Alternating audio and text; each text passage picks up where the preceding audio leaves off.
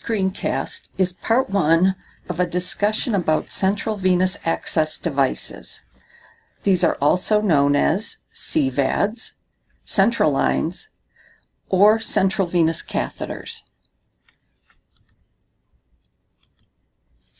A central venous catheter, or a central line, is a catheter which terminates in one of the great vessels in or near the heart, and that's usually the superior vena cava. In this picture you can see the cannula going into the superior vena cava, and if you look at the red arrow you can see where it terminates, not in the right atrium but right up to it. The routes of access are the cephalic vein, the basilic vein, the subclavian, the jugular vein in the neck, or occasionally the femoral veins.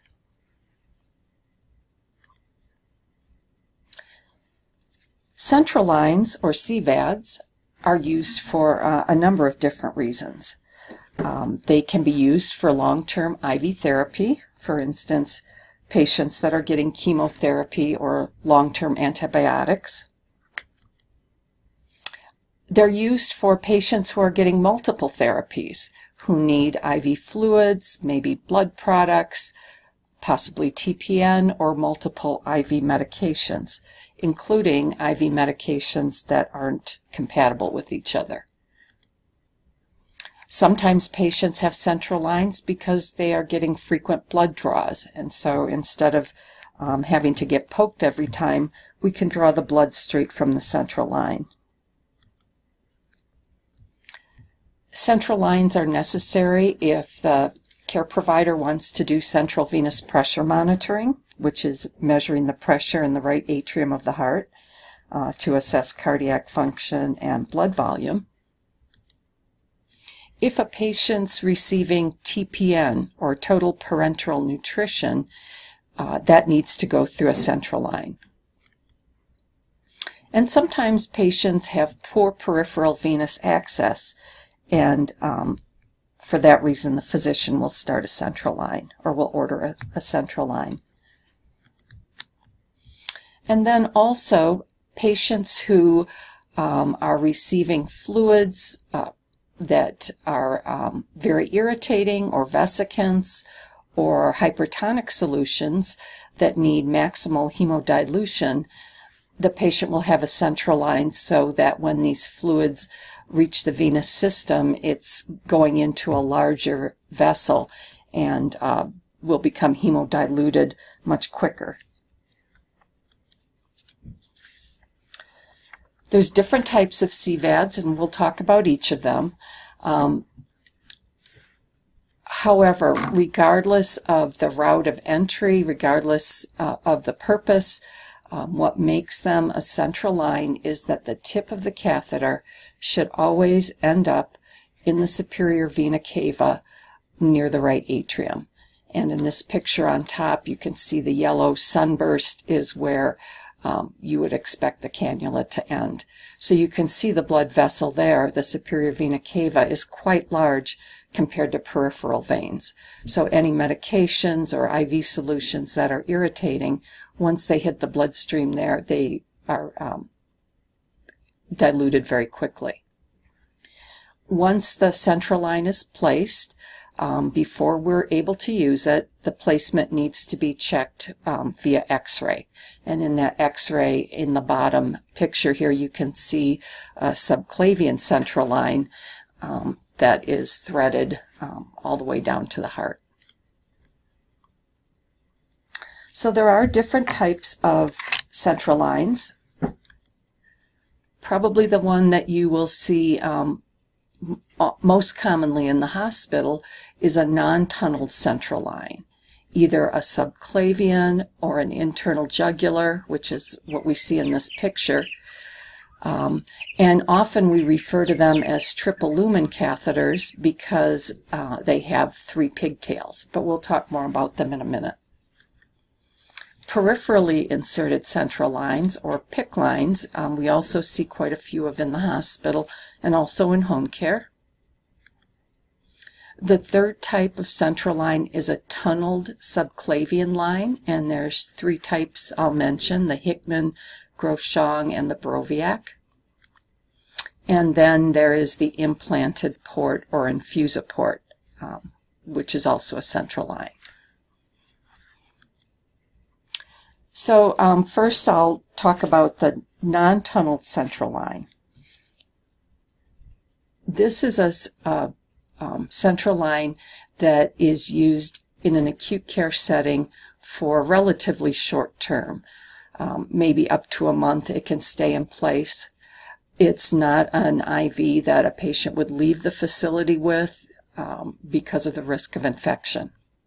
So it's used for acute care or complex therapy, as I mentioned, where a patient's getting many substances through their IV, or for IV therapy lasting over 7 days. Often the physician will place this type of a central line rather than repeatedly starting peripheral IVs.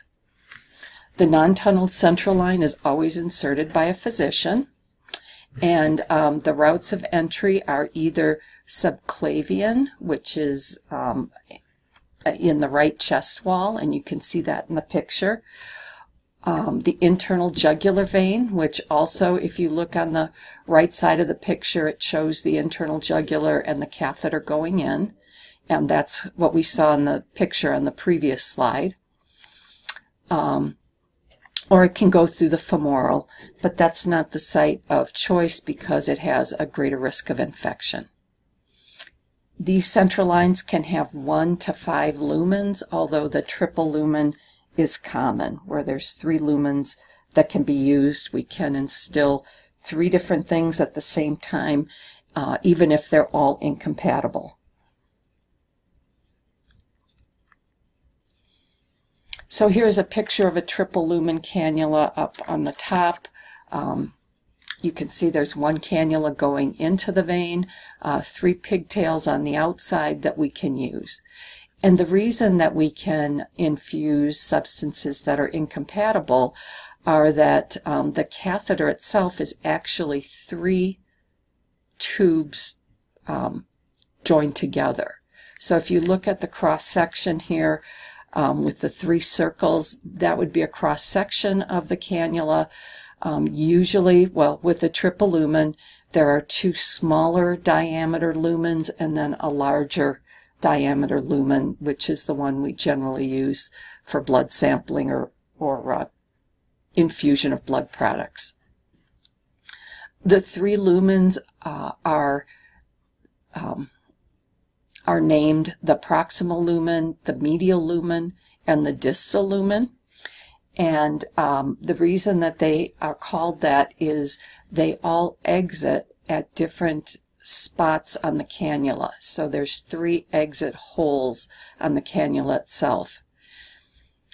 Now, facilities will often designate certain lumens for different types of therapy, but it's not universal.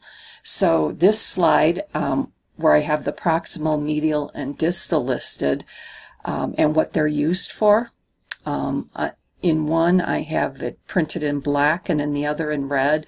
That represents 2 different facilities here in northern Colorado, and you can see how their policies differ for what they would like us to use the different pigtails for.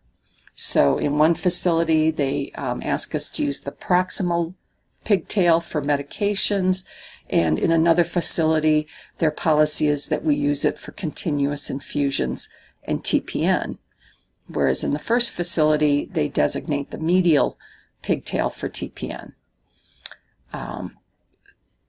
The point being here is that different facilities have different policies for how we use the different pigtails, and you need to know what your facility prefers you to use them for.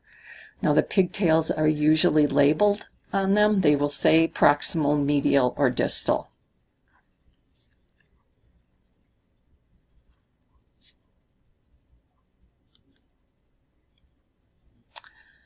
The second type of, I'm going to go back. Another thing that I forgot to mention about the triple lumen catheter is that it needs to be protected from water. So it will have a clear dressing over it that we need to cover with plastic if the patient is going to shower, and they cannot immerse themselves in water if they have a non-tunneled central line. Okay, the second type of central line, another common one that you will see in acute care, is the peripherally inserted central catheter, or PICC line. A PICC line is actually inserted peripherally, usually in the antecubital space, like the arm here on the right, or in the upper arm, as you see in the arm on the left. However, even though they're peripherally inserted, the end of the cannula still terminates in the superior vena cava near the right atrium. So if you look at the drawing in the upper left here, you can see the PICC line is inserted in the antecubital, but it winds its way up and into the superior vena cava. So even though it's inserted peripherally, it is a central line. One of the advantages of a PICC line is because the site of insertion is quite a distance from the tip of the cannula, the risk of infection is much lower than a non-tunneled central line.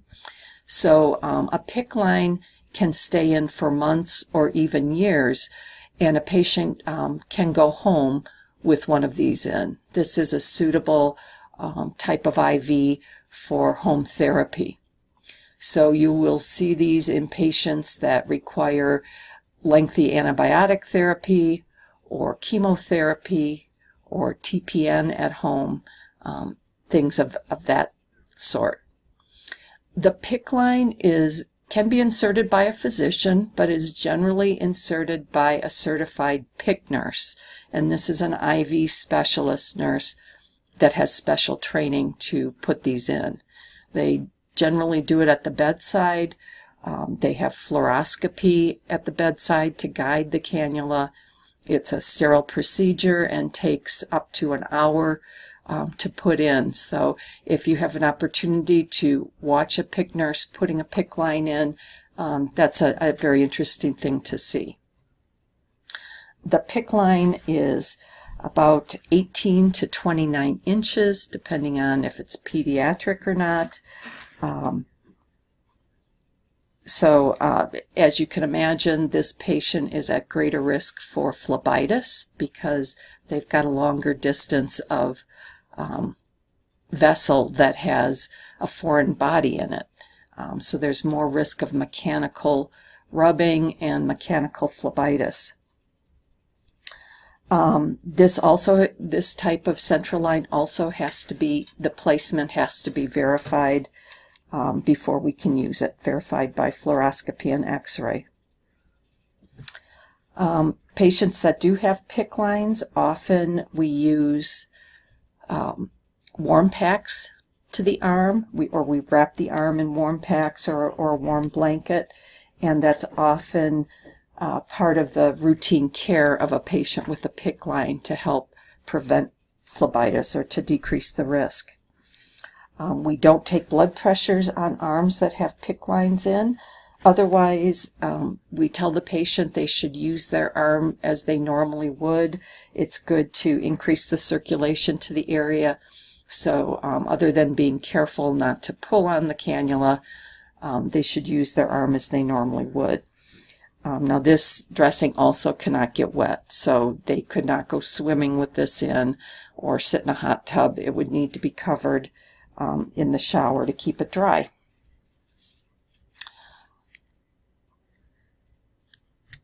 The third type of central line is a tunneled central line. Common tunneled central lines are the Hickman, the Groshong, and the Broviac. All of them are placed by a physician in the OR, and if you look at this picture, you can see there are two incisions, one on the lower chest wall and one higher up, closer to the superior vena cava. And what the physician does is they tunnel using a guide wire, they tunnel the cannula into the subcutaneous tissue, tunnel it through the subcutaneous tissue, bring it out where the upper incision is so they can see to place it into the superior vena cava. Then they close the incision at the top so that there is only an opening farther down on the chest wall.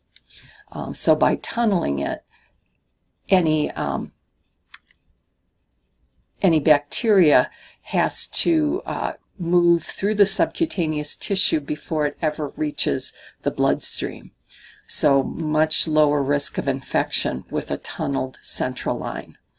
The other thing that helps prevent infection is the cannula has a Dacron cuff, or a cuff made of Dacron, and you can see where the blue arrow is on this picture. It's pointing to the Dacron cuff. What happens, this is in the subcutaneous tissue, and scar tissue will build up around it, creating another barrier for to prevent bacteria from climbing up the catheter and getting into the bloodstream. The longer a tunneled line is in, the more scar tissue forms, and this type of a central line also has to be removed in the OR. Because of the lower risk of infection, these can stay in longer term. They can stay in over a year, and they most often have 1 lumen, maybe 2, but they can have up to 3 lumens. Now the different type, the Hickman is usually a double lumen cannula, and it has an open tip on the end, so it needs heparin for us to flush it so that it doesn't clot. The Groshong is similar to the Hickman, often has just 1 lumen, but it has a valve on the end, so it doesn't need to be heparinized. The Broviac is like the Hickman. It needs to be heparinized. It's just smaller, and it's more often used in pediatrics. Now, with this type of a central line, it also should not get wet. So when the patient showers, the incision on the bottom, lower on the chest, needs to be covered, needs to be protected. Patients often like this one better than the PICC line for home care because the catheter itself can be hidden under their shirt and isn't as obvious.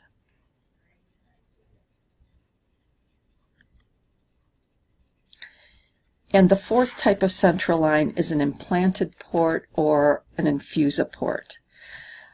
This is a port that's placed under the skin surgically, and the skin is closed completely over it, so there is no part of this IV catheter that is exposed to the outside, so it has the lowest risk of infection, and I'll show you a picture of that in a minute.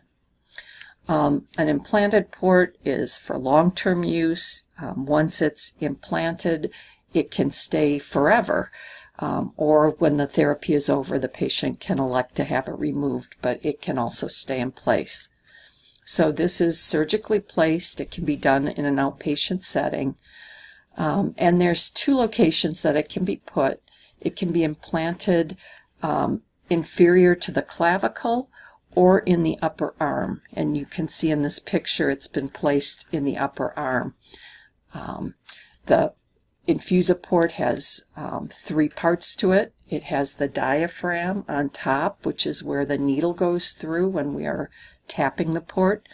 It has a reservoir that holds the medication, and then there's the cannula, which is tunneled to the superior vena cava, which is why it's a central line. It still ends near the right atrium.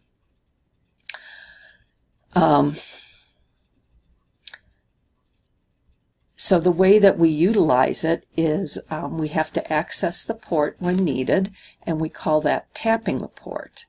So the skin is anesthetized, and then a special needle is used, and the nurse will feel for the implanted port and grasp it, and then just push the needle through the skin and through the diaphragm.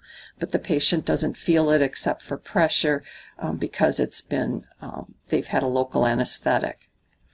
Now the needle that's used is a specialized needle. It's called a Huber needle. It's non-coring, so what that means is we can put it through the diaphragm and remove it, and it doesn't remove any core or any piece of the diaphragm material. So if you look at the diagram on the bottom left, you can see on the right what a standard needle point looks like, and on the left is the Huber point needle. It angles over to the side a little, and that way doesn't pull out as much material. You can have a straight Huber needle or one that is bent at a right angle, like you see in the diagram here. And that allows, once we've accessed the port or tapped the port, it allows the needle to lie flat on the patient's chest. In these pictures you can see in the lower left-hand corner is a patient that his infuser port has been tapped. It's got a Huber needle at a right angle, so it lies flush with the skin. The one on the bottom right is an infuser port that's in the upper arm. And then in the upper right you can see what an infuser port looks like in the chest after the incision has healed over. So you can see how the nurse would be able to grasp that and put the needle through the diaphragm. It is sterile technique. Obviously, we don't want to risk infection with a cannula that ends up right next to the heart. The picture on the top shows the nurse tapping the port, holding on to the wings and pushing the Huber needle in.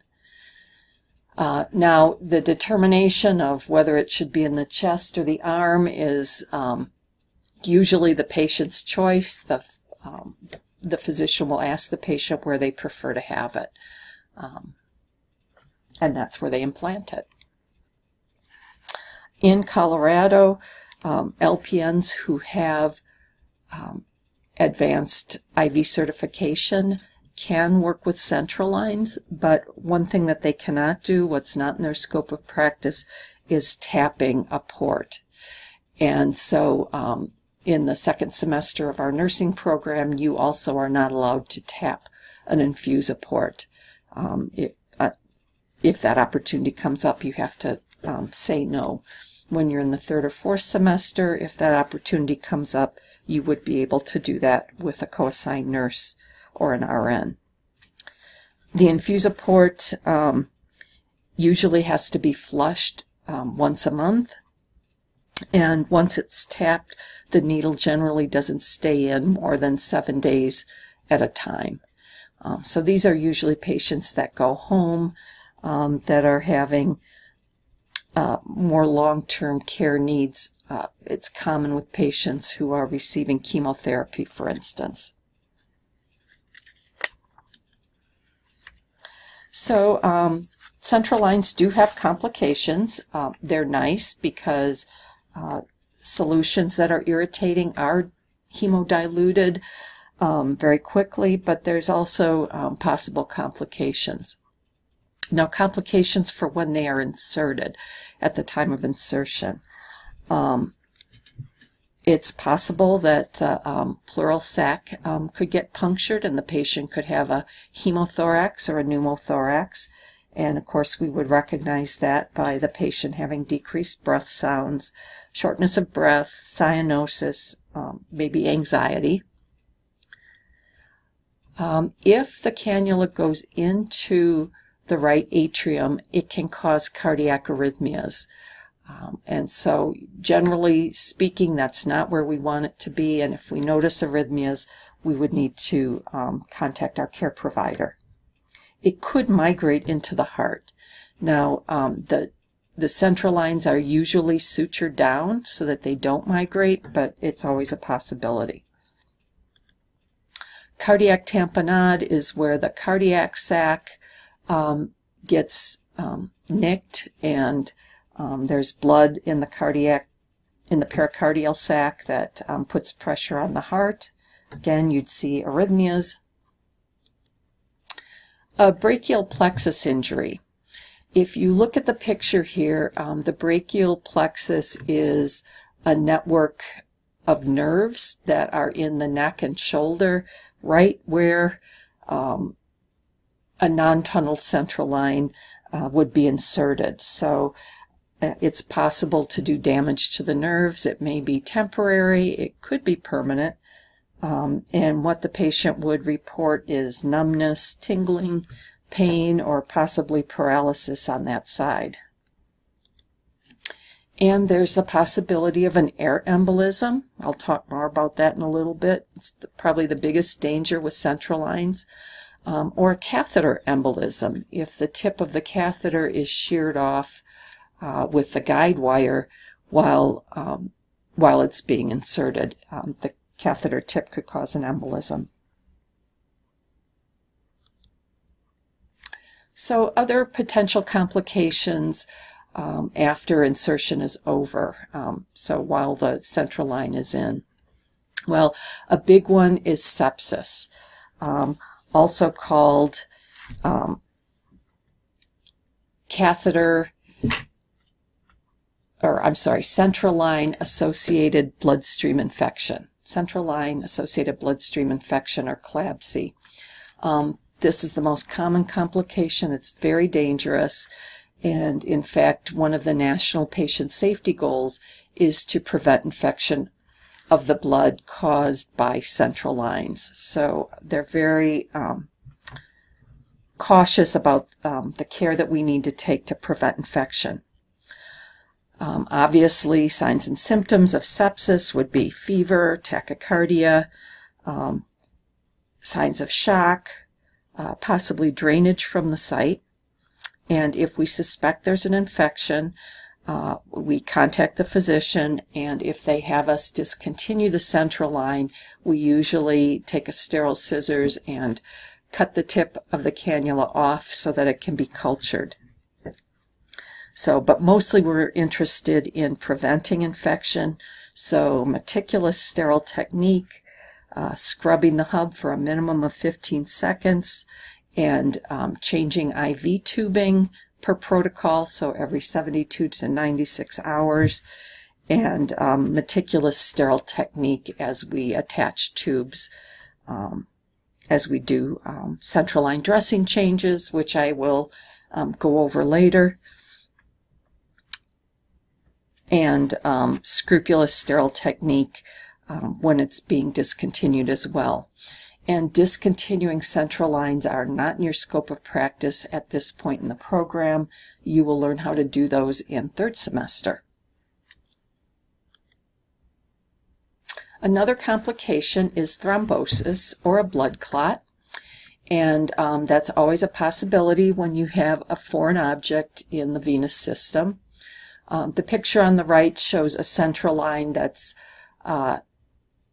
inserted from femoral access, but the risk is there with any kind of central line. And of course, people that are at greatest risk for thrombosis are the elderly, people who smoke, people who are on hormone therapy, pregnant women, diabetics, and patients with COPD as well. Sometimes the clot forms at the tip of the cannula and it doesn't become an embolism, but it clots off the end of the cannula so that we're not able to use it. And if that occurs, then there's often a protocol to use TPA to dissolve the clot. TPA is tissue plasminogen activator, and it is a clot dissolving drug that is used for a patient who has an embolism or who has a clot at the end of the cannula itself. Air embolisms, I mentioned, that is also, along with sepsis, it's the most severe complication that can occur. It can be fatal. And air embolisms are more common with central lines than with peripheral lines. Most often happen when a catheter or a cannula is pulled out, either because we're discontinuing it or it's pulled out accidentally, or if it's cut or damaged, or if it's not clamped and the cap comes off the end, that can cause an air embolism. And then the other way is by having air injected by accident. So that's why we're very strict about not injecting any air into a central line. If the patient has an air embolism, they would have signs and symptoms of anxiety, tachycardia, dyspnea, tachypnea, maybe a cough, coughing up blood, cyanosis, disorientation, confusion. And if we see anything like that, the treatment is to put them on their left side in a head-down position so that the air goes into the apex of the right ventricle and stays away from the lungs, hopefully. So if a cannula gets pulled out, if the cap comes off, we want to cover it or clamp it immediately, call the physician. And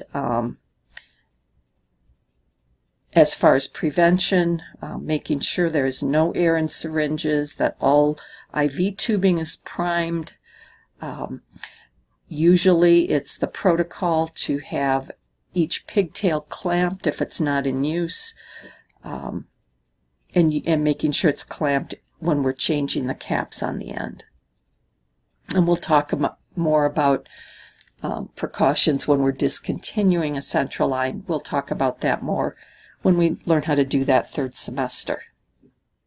A possible complication is damage to the IV catheter or possible migration out of the blood vessel. To make sure that the cannula is in the vein and patent, we always check for placement before using the cannula by flushing the port gently to check that there's no resistance, and aspirating and looking for dark whole blood entering the cannula. If you do have difficulty aspirating or flushing, first reposition the patient. Occasionally the cannula can get pinched down between the clavicle and the first rib, and that's called pinch-off syndrome. And by repositioning the patient, you can often free it. To prevent damage to the small cannula in the central line, we always use a 10 ml syringe or larger when we're checking patency of the line and flushing it. A smaller syringe would put too much pressure on the cannula and it could rupture. The last complication I want to talk about is phlebitis. The risk of chemical phlebitis is actually less with the central line because IV fluid or medication doesn't actually reach the bloodstream until it's in a larger blood vessel.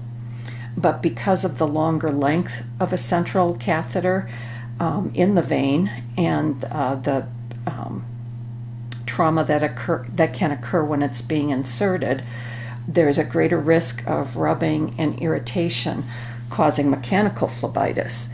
And this is especially common with PICC lines and something we have to watch for closely. If the patient does develop phlebitis, what they'll do is complain of neck pain, shoulder, and arm pain, and they may actually have limited arm movement because of the pain. We may see redness along the vein if it's a PICC line, and the arm may look swollen. Eventually, they can develop signs of an infection, such as fever. Treatment would include, of course, informing the physician, and also using warm compresses to the area. And actually, routine warm compresses are often used routinely to prevent phlebitis.